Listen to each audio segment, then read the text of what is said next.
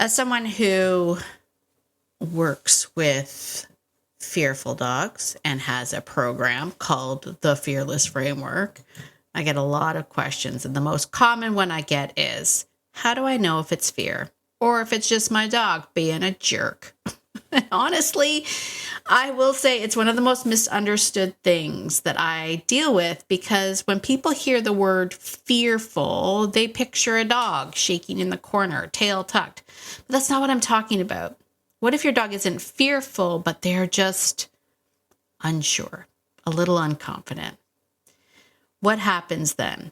And when you start to see the difference, everything changes. So that's what we're talking about today. Is it fear or is it just uncertainty? Let's get into it. Ready to have a calm and peaceful life with your dog without the stress of those fear-based behaviors?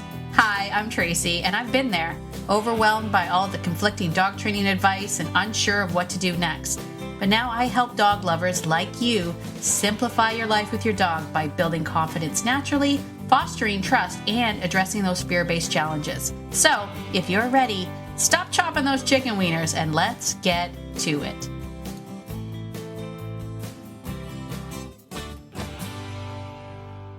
Hey there, friend. If you've been feeling like you're doing all the things, watching the videos, trying the methods, maybe even working with trainers, and you're still thinking, why is this not working? Or what am I missing?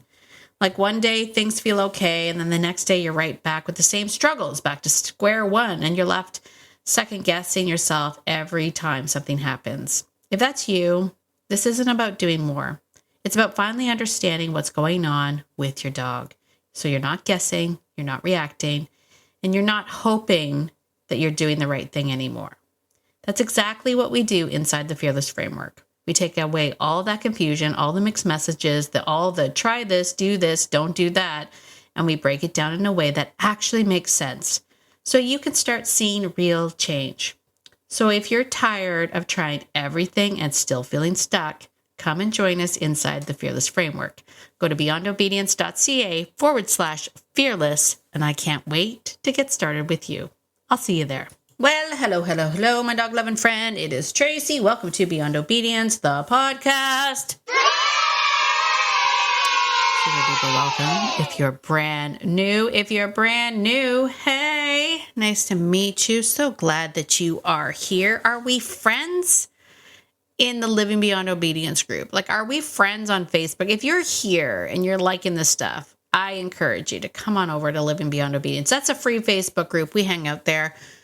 Leave pictures of your dog because pictures are everything. And who doesn't like to show off their dog? I mean, why would you be selfish and keep that dog to yourself?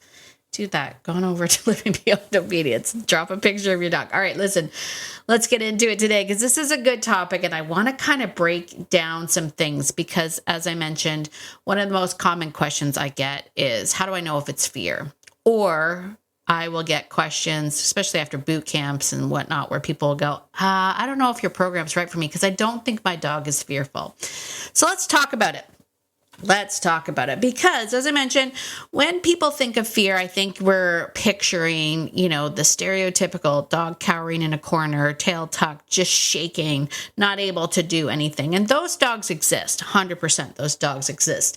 Those dogs, if you've taken the doganality quiz, wink, wink, nudge, nudge, go to beyondobedience.ca/quiz, take the doganality quiz. If you've taken the doganality quiz, those dogs usually come out right brain introverts. Those are the unconfident right brain introverts, the ones that don't move, they freeze, they look terrified, they're shaken in the corner. But there are so many other doganalities that we can talk about when it comes to this idea of, is it fear? Because honestly, it's a great question. I think it's really misunderstood. Here's the part that most people think, okay, when we're talking about fear. Like when I say, is your dog fearful? It's not really a yes or no answer. It's because fear isn't like fearful or not fearful. It's a spectrum, right? There's different, what's the word? Oh, gosh. I don't know what it is.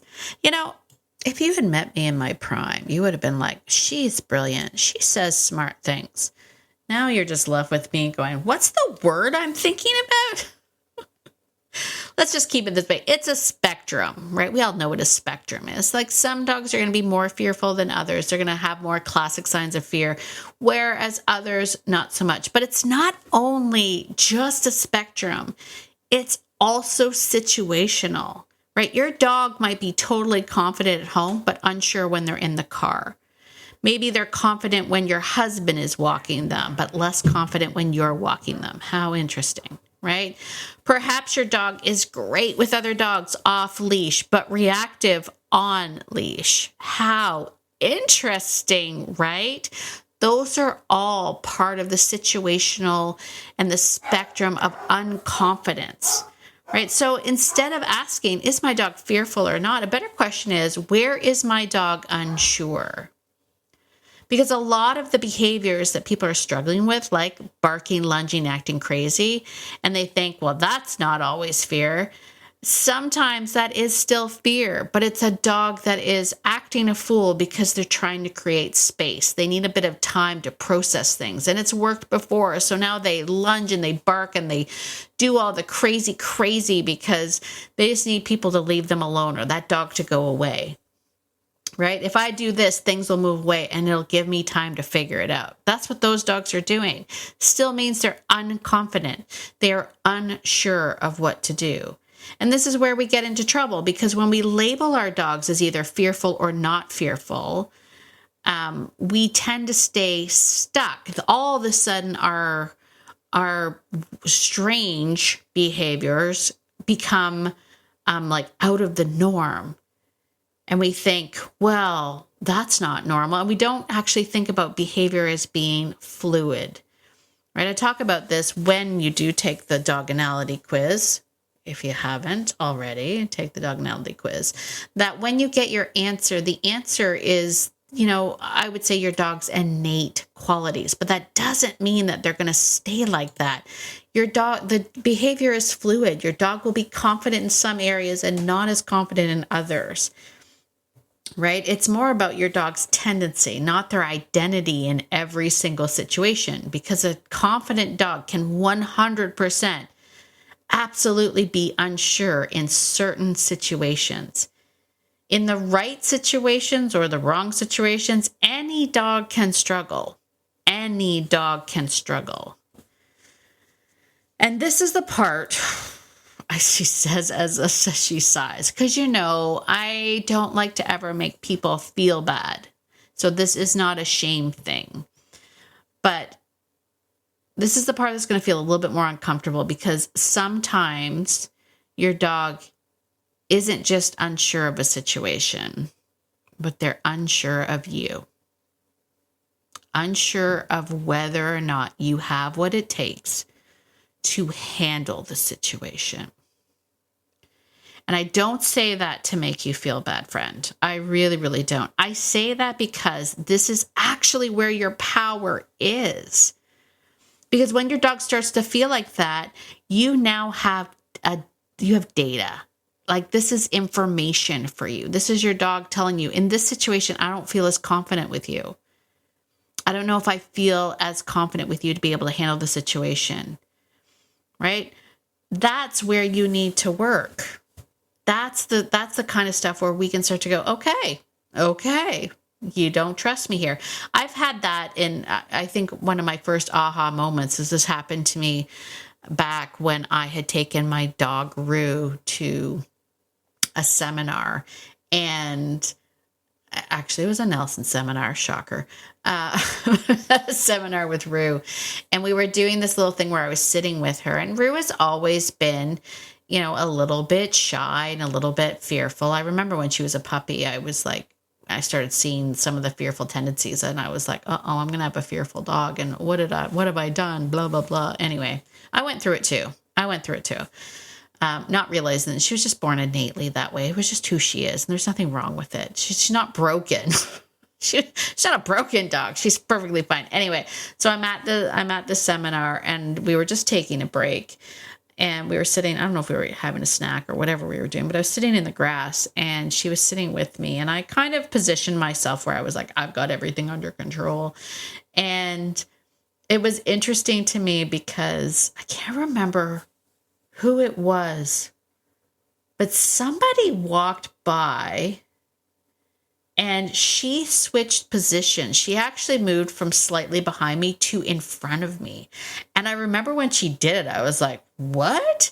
And then I had to kind of look and see, like, what are you doing that for?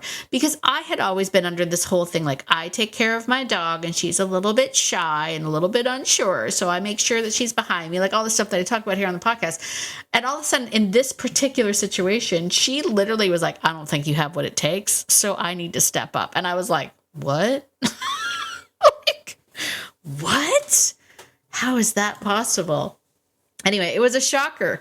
I didn't take it personally. I mean, okay, right, I'm human. I took it personally at first. But then once I got over myself, I didn't take it personally because, it was data. It was like, in this particular situation, you're not making me feel as confident as you could be. And what do I need to do to change that? And so I made sure that I was like a little bit more vigilant on where we were going, who we were passing, how we were passing, who I was watching. And you know what? It's one of those times, because I am this person. Are you this person? Are you like this?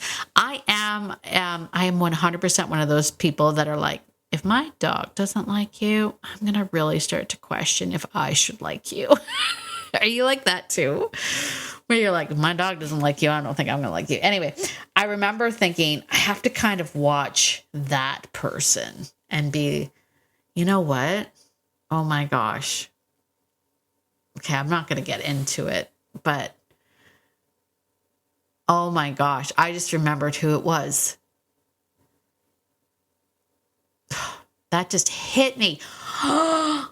Okay, that just hit me right now. Because here's the thing. Oh my gosh. This okay, I don't even know if I mean, it's not really correct of me to say this, but let me just, I will go around, I'll go around the story a little bit, because I'm not going to say names or whatnot, because that's not fair. So here's the thing. This was a person who was at a seminar, and at the time, and I remember, because everyone was like, oh, I like this person. This person's really good. It was another dog trainer. And I remember thinking like, not my favorite. You know what I mean? Like, there's just something. I don't know what it was. There's just something. Obviously, Rue had picked up on it too. But she moved in front of me. Here's the crazy part about this, because it was, oh gosh, let me think. Let me try to put the timeline in, because I had moved here to Nova Scotia. Anyway, the long and the short of the story is, this person ended up becoming a quote unquote threat. I will share more. If you're in Fearless Framework, I can share more about this, because I don't want to do it on the podcast. But that just hit me just now. Like, and again, didn't know it, but then like years later, it proved that there was something a little bit off with this person. And I had picked up on it because, as a like, I'm not really sure, but my dog had picked up on it.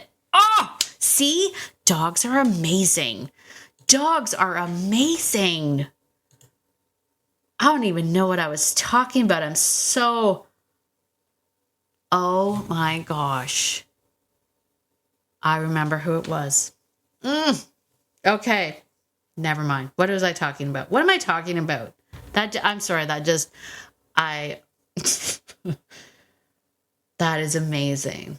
Because at the time, I wouldn't have known. I would have, when you just get a feeling, like I just had a feeling, and obviously that was, but what was interesting about that feeling was that my dog chose to be in front of me. And I was like, and my fearful dog chose to be in front of me. And I was like, And there was obviously something that I picked up. Oh my gosh, that's so cool. Anyway, what am I talking about? What was I talking about? Where did I even go with this? Anyway, the whole point to all of this is that your dog will change, and the point is to not. That's where I was at. Sorry. The point is to not make it personal, but to look at it as data. So for example, like the car is a good example. My dog is confident anywhere, but in the car, they're really unconfident. Well, think about that from the dog's perspective, right? If you think about that from the dog's perspective, you're in a moving box with lots of threats around you, like doors and hatchbacks and all the things, like entrances that can come into this at all times, and you're not paying attention. You're actually not able to protect your dog. So that makes sense. So instead of being like, my dog is incompetent, what can we do to help your dog in that situation to be less unsure? What are the things that we can do, right? Rather than being like, oh, I got to fix it, or I got to correct the behavior, I got to do whatever. Like, think about it strategically. It's feedback, especially if your dog isn't like that everywhere. And these are the things that we really try to dig into inside the Fearless framework. Everything that we talk about there is actually talking about, how can we take these data points, this information that our dogs are giving us, to know exactly how we can be the best versions of ourselves to show up for our dogs the way they need us to show up for them. And maybe that means changing some things. Maybe that means changing equipment. Maybe that means changing, mindset. Maybe, or who knows what that is, but we can figure it out together. That's what we do inside that program. Okay. This is where we start shifting from like reacting to the dog's behavior to observing, and then from labeling the behavior to getting curious about it. How interesting. What's actually going on here? And then how can I partner up with my dog to make them feel more confident? It's not about the dog being fearful. It's about them being unsure, lacking a little bit of confidence. They don't have to be quivering bowls of mush for this program to work for you. It literally is just about understanding how dogs process fear, and then utilizing the 3-step trust system to help build confidence. And I will tell you right now, you're not just building confidence in the dog, you're building confidence in yourself. Your ability to see the dog for who they are, where they are, and to be able to respond to them in a way that they need. And that's through testing and trial and error and setbacks and all of that stuff. I'd love to say to you, this is a really easy thing. It's not easy, but it's a lot more fun with friends. I'll tell you that much. Okay, so again, fear is not a yes or no answer. It's a spectrum. Behavior is fluid. And a better question is, where's my dog being unsure? Because sometimes your dog isn't unsure of a situation. They're unsure of you. And that's okay. That's how interesting. All right.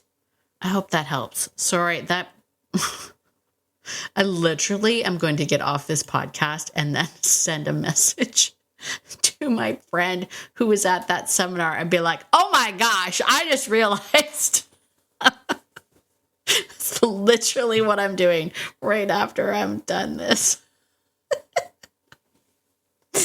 All right, my friend, listen, if you would like help stepping into this new way of seeing your dog, I encourage you to come on over to the Fearless Framework. Over there, we're going to hang out. We're going to find out some things, and we're going to give you the tools and the tacticals on how to really get to know your dog at such a deep level and in a way that is fun and teaches you how to partner up and all of those things. You're going to really get to know your dog. That's happening. beyondobedience.ca/fearless. If you're ready to join us over there, I would love it if you are. If you haven't already, join us over in the in the Living Beyond Obedience Facebook group. You can hang out over there as well. And as always, if you like this thing, you like this sort of stuff, do me a favor. Head on over to Apple. Leave me a 5-star written review. Really helps push the podcast out to more and more people. Sorry, I'm laughing. I'm laughing just because I can't believe this. You witnessed it firsthand. My revelation of like, oh my gosh, I just realized what all that was about. That only took me years. I'm telling you, it's a journey. This is why I say it's a journey. That took me years to figure out. Oh my gosh. I'm amazed by that. Anyway, I digress. Let me get on with this. Listen, my friend, get out there today and be the person that your dog thinks you are, because your dog thinks that you are amazing. And so do I. Have a fantastic day. I will see you in the next episode. Bye for now.